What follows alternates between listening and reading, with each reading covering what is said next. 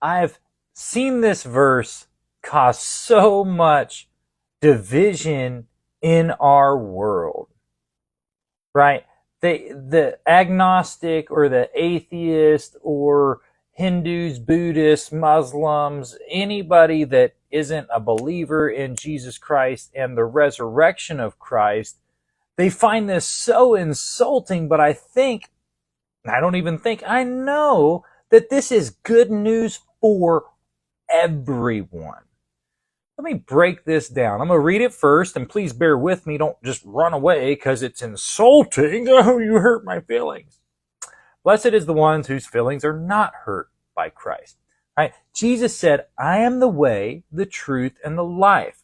No man cometh unto the Father but by me. Now let me break this down, each one at a time. When Christ said, I am the way, for one, he's pointing to the very first prophecy God gave in Genesis 3 when he was defending the way back to the tree of life with a cherubim and a flaming sword. Really cool symbolism. Well, Christ is the way. So say if an agnostic dies and he goes to heaven because God gives him a way, it's going to be through Christ and his sacrifice on the cross, and ain't nobody going to tell God what to do and who to save if he wants to save someone. Boom, that's good news, because he saw Hagar and she wasn't chosen. She was just a random slave that was done wrong by Abraham and Sarai, and yet God spoke to her and she named him El Roi, the only person ever to give God a name in the entire Bible within the text was Hagar, and it means God who sees me. So he didn't just throw her into hell. I don't care what theology tells you. No, that's not truth.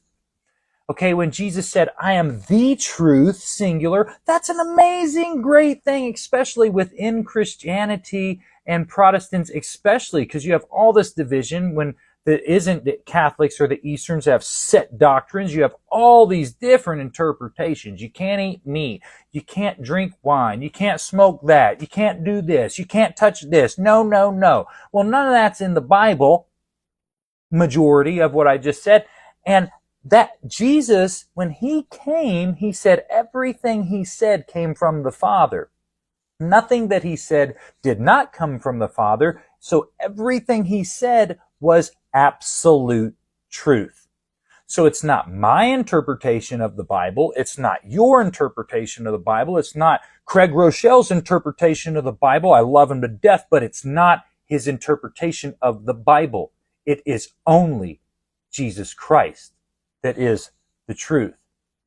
That is a very good thing. Very good. Now the life, this is too simple. I mean, in the Bible it says that by him everything was made and by him everything's held together. That's great. We have life because of him. We're alive right now, breathing. God did not have to make us at all, but yet he did. And I am grateful for my back pain when it hurts like crap in the middle of the night and it's aching. I go thank him for it because he didn't have to make me. Right? So everything we do unto the Lord. I didn't work for First Watch. I don't work for anybody here on this planet. It says, everything I do unto the Lord. And this is an absolute truth, because if God did not make us, I wouldn't be doing nothing. So he is the life. Now I believe there's a deeper meaning to that. And no man cometh unto the Father but by me. That's not a bad thing, guys. Thank God that he made us. Thank God that he made a way for us to spend eternity with him. Thank God that if he wants to save somebody that ain't baptized or ain't this or ain't that or all this or that or even before Jesus, he will. He made a way. Christ's blood, his death and his resurrection, that is a gift from God. When you open a gift on Christmas time, you didn't earn that gift. You did absolutely nothing for that gift. It was given to you because they loved you and they wanted to give that to you. Just like God made us. The reason I don't think everybody just gets thrown into hell, because if that's what we deserve, that's what we would get. Absolutely. But no. God, I didn't ask to be made. So how philosophically is that truth? If he just threw me into the eternal fire. Now, I'm not saying I deserve heaven either. It's a gift. Thank God for giving me a gift. I'm just going to unwrap it and take it and open it and dwell in that in this life. Because eternal life isn't just only when you go to heaven. Eternal life is knowing the Father and the one he sent, Jesus Christ. That's what he said.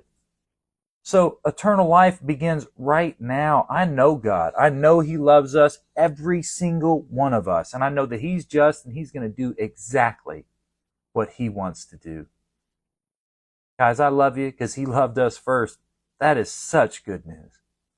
Let's not be divided by this. Let's see this and open blind eyes to the truth that Jesus Christ died for you, put us in right standing with the Father, something we couldn't do, man.